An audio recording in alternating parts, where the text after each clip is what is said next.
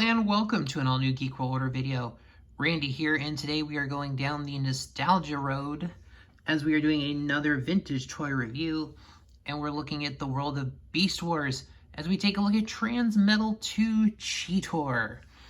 This was the second iteration of Transmetal technology. This was a more of a Beast Machine hybrid era. So we'll take a look at the figure, and overall, you can definitely tell in the design. You've got the organic parts with the cat fur there, and you've got the techno bits coming out. You've got this kind of colored chrome and some additional colors there. Got the weapon sticking out of Cheetor. The tail can kind of move around. It's on a, you can pull the tail out. There was an emphasis on the cartoon of the sparks. So here, on the leg, it actually flips open and reveals Cheetor's faction symbol in the spark chamber, which, yeah, for some reason, his spark was on his leg now, so... Overall, let's take a look at the head sculpt. Unfortunately, there's really no articulation on it. Just kind of, I mean, you can really do that because of how it transforms, but other than that, you're not really getting a lot with those figures. There's a lot of articulation as far as, of course, with a lot of your Cheetor figures, a lot of the arms and legs are part of it. Once again, there's a 360, but I don't remember how much the actual, I don't think the robot mode actually needs the 360, but it is nice to have the added articulation there for the leg.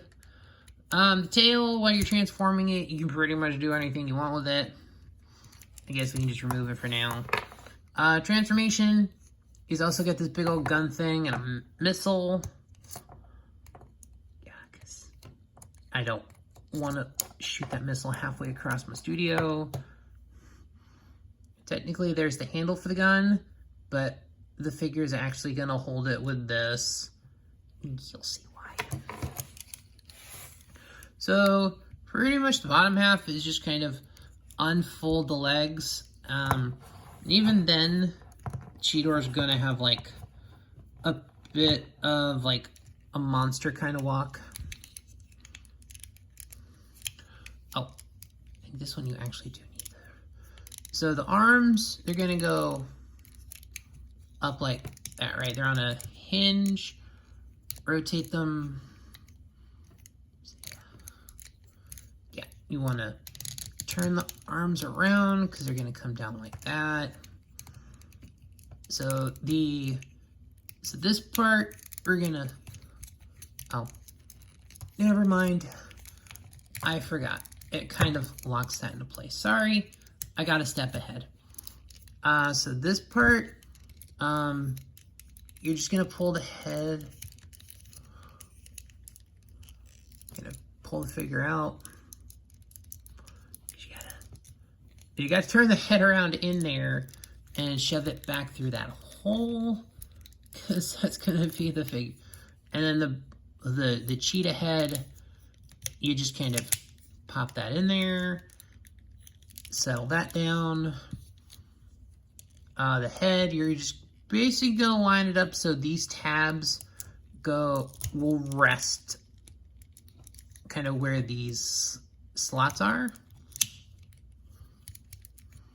Now we can pull the arms up on their double tabs. Put the tail back in the figure. And then pretty much just flip these open. So you have pretty much the difference between so unfortunately in this one, because of how it's got this little extra gimmicked weapon thing, that paw does not rotate. This one does, so you can have a full hand, and yeah. So basically the way the claw works is yeah, he's not going to hold the gun full, but as you can see, these two here pretty much just go right there. So he is able to hold his gun, and at least enough of that handle is hidden, so you can tell he's like, it looks pretty decent that he's holding the gun, and even then it kind of blends into his wrist fairly decently. But as you can see, he has a lot of the basic elements of the transformation. So yeah, he's got the... So his legs fold up pretty decent. Decent articulation, just kind of how... Because they're also the back legs of the cheetah.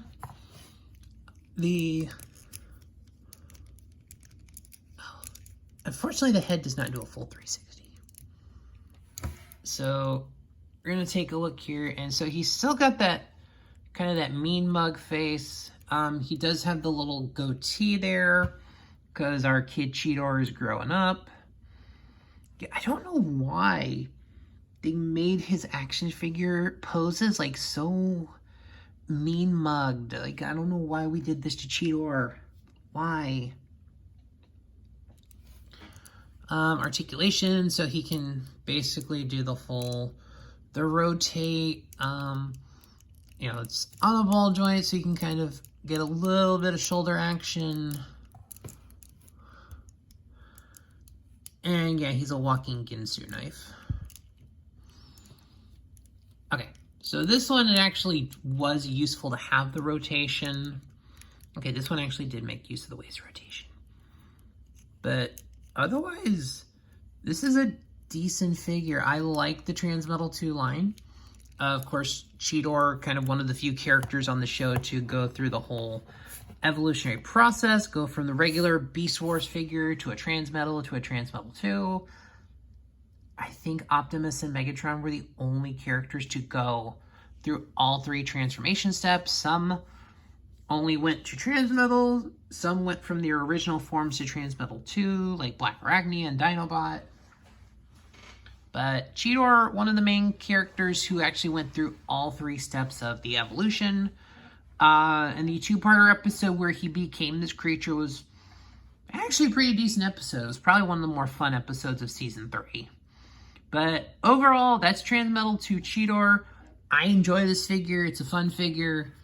This is my figure that I've had this figure since...